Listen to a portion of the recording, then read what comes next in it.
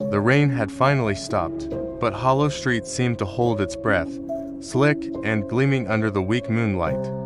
We were huddled in the old antique shop, the one that always smelled of dust and forgotten time.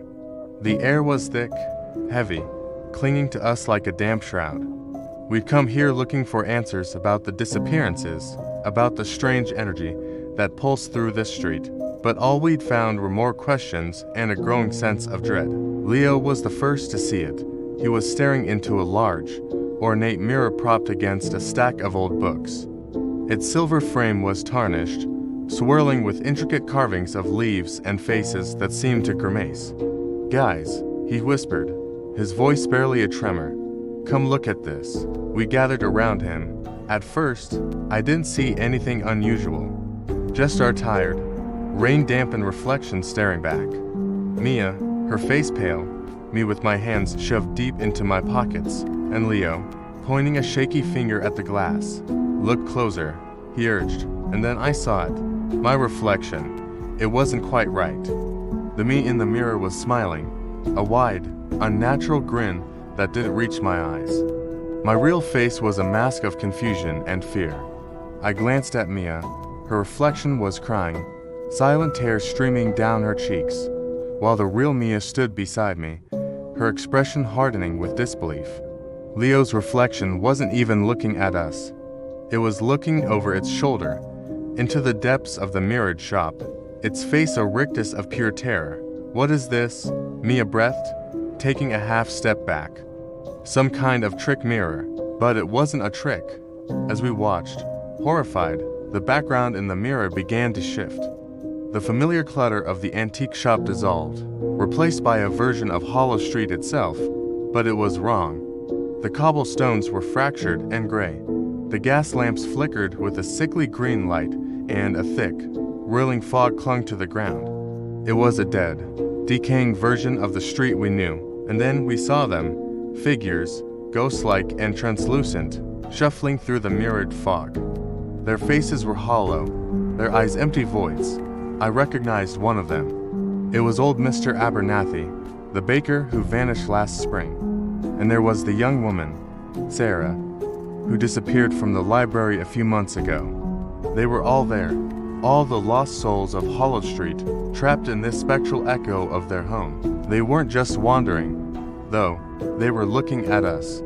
Their ghostly hands pressed against the other side of the glass, their mouths opening in silent screams. They were trapped, and they were trying to warn us. This wasn't just a street with a dark past, it was a prison. The mirror wasn't just showing us a reflection, it was a window. A window into another Hollow Street, a parallel place where the lost ones weren't lost at all.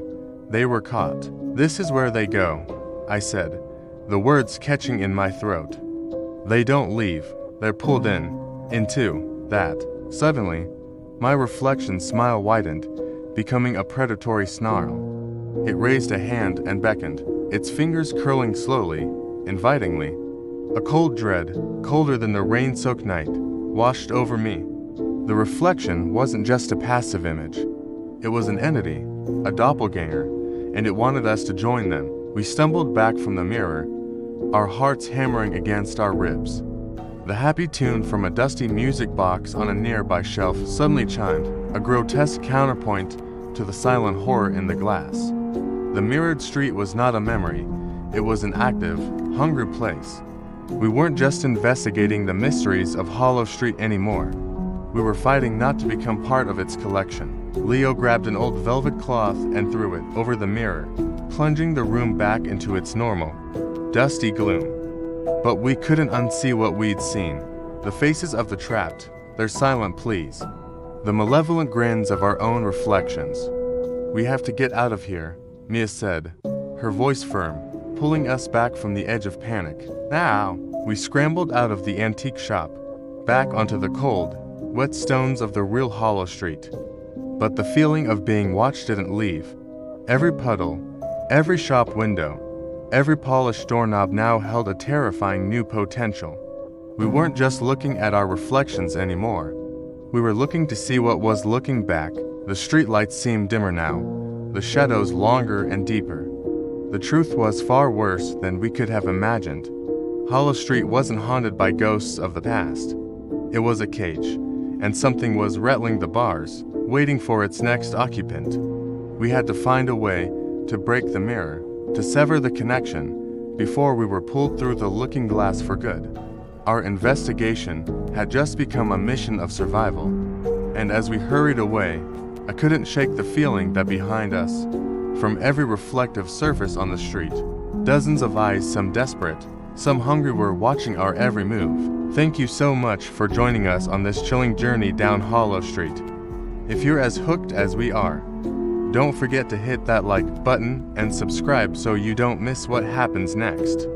Ring that notification bell and let us know in the comments what you think is behind the mirror's power. We'll see you in the next episode. Stay safe.